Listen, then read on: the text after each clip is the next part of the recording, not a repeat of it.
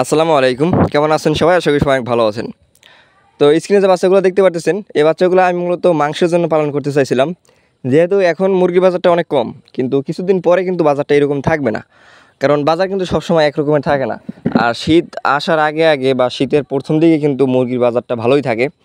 তো সেইটা মাথায় রেখে আসলে নিজের যেহেতু বাচ্চা এগুলো মাংসের জন্য পালন করতে চাইছিলাম। তো শেষমেশ আর কি পালন করা হয় নাই, কারণ বাচ্চাগুলো বিক্রি হয়ে গেছে।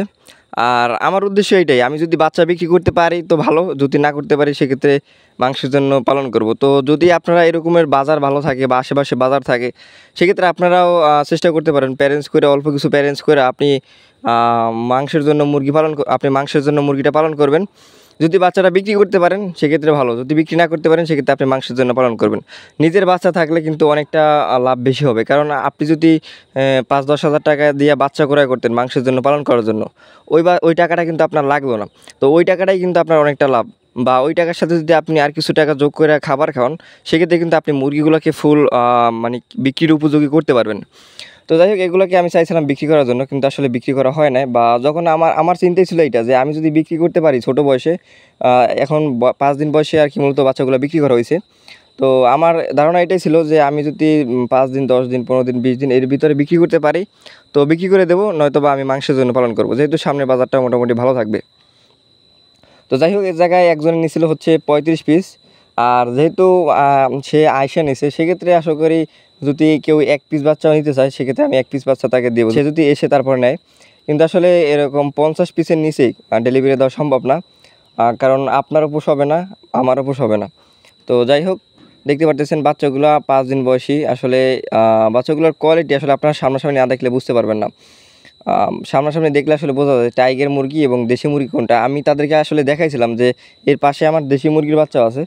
তো একই সেম বয়সী দেশি মুরগির বাচ্চা এবং টাইগার মুরগির বাচ্চা যখন ধরছি, তখন আসলে পার্থক্যটা বোঝা যায় যে কতটা পার্থক্য আসলে। তো যাই হোক, বাচ্চাগুলো দিতেছিলাম, আর তারা সবাই চায় আর কি ভালো বাচ্চাটা নেওয়ার জন্য। কিন্তু ভালো বলতে সব বাচ্চাগুলোই ভালো। আমার জায়গায় ৩টা বাচ্চা মূলত একটু ছোটো ছিল। আর ভিতরে একটা কালো বাচ্চা আছে, এই কালো বাচ্চার একটা হিস্ট্রি আছে, আমি আপনাদেরকে পরবর্তী ভিডিওতে জানাবো। কারণ এই জিনিসটা আসলে অবিশ্বাস্য, মানে এটা হতেই পারে না আর কি, এরকম একটা বিষয়। তো যাই হোক, এর ভিতরে একটা কালো বাচ্চা আছে, আমি মার্ক করে দেওয়ার চেষ্টা করব। তো যাই হোক, বাচ্চাগুলো মোটামুটি ভরা কমপ্লিট। আর এ জায়গায় মূলত ৩৫ পিস বাচ্চা আমি ভালো করে ২-৩ বার গণনা করে তারপর দিয়েছিলাম, যাতে তারও ক্ষতি না হয় আমারও ক্ষতি না হয়। যেমন একটা বাচ্চা আমি এখন যদি আমার কমে যায়, একটা বাচ্চা যদি আমার কম যায়, সেক্ষেত্রে কিন্তু সেই খামারিটার খারাপ লাগবে বা বলবে যে আমার ২টা বাচ্চা একটা বাচ্চা কম দিছে। তো আমি যদি ২টা বাচ্চা বেশি দিই সেক্ষেত্রেও কিন্তু আমার লস। তো আমি চাই না তারও লস হোক আমারও লস হোক। সেই জন্য আসলে আমি বারবার গণনা করে তারপর দিতেছিলাম বাচ্চাগুলো। তো এই জায়গায় মোট বাচ্চার সংখ্যা ছিল ৮৫ পিস।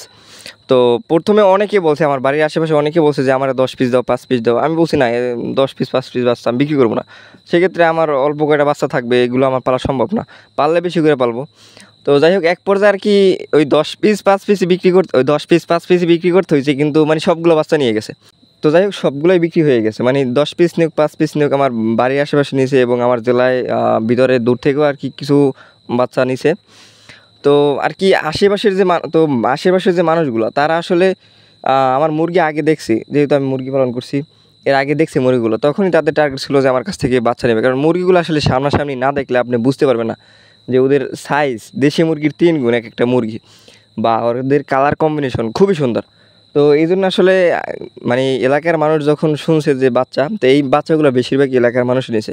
এর আগে যে বাচ্চাগুলো সেগুলো এলাকার মানুষই নিয়েছিল। আসলে বাচ্চাগুলো আমি হাতে হাতে ধরে অনেক সময় দেখাইতেছিলাম, মানে এগুলো সব মাল্টি কালার বাচ্চা হবে। আপনাদেরকে কিন্তু অনেকেই বলবে যে লাল যেটা কালারবার যেটাকে বলে যে এইটাই টাইগার, কিন্তু আসলে টাইগার বলতে কোনো মুরগি নেই। আমরা যেটাকে টাইগার বলি এটাও টাইগার না, এটার অরিজিনাল নাম হচ্ছে স্যাসো। আর ওইটা হচ্ছে কালারবার্ড। এটা টাইগার হওয়ার কারণ এটা টাইগার নামে ভাইরাল, তো এই জন্য আসলে সবাই টাইগার নামে চিনে। তো মুরগি যেমন সোনালি সুপার হাইব্রিড একটা এবং সোনালি ক্লাসিক একটা, তো টাইগার এবং কালারবার্ডের ভিতরে এরকম পার্থক্য, মানে একই জিনিস কিন্তু একটু হাইব্রিড আর লোকালের এরকম আর কি। তো যাই হোক, বাচ্চাগুলো আলহামদুলিল্লাহ বিক্রি হয়ে গেছে। পরবর্তী বাচ্চা বের হবে হচ্ছে একদিন পরে। তো যদি আপনাদের কারো অরিজিনাল টাইগার মুরগি বাচ্চা লাগে, অবশ্যই স্ক্রিনে নাম্বার যোগাযোগ করতে পারেন। তো যাই হোক, এই ছিল মূলত আজকের ভিডিও। সবাই ভালো থাকবেন, সুস্থ থাকবেন। আসসালামু আলাইকুম।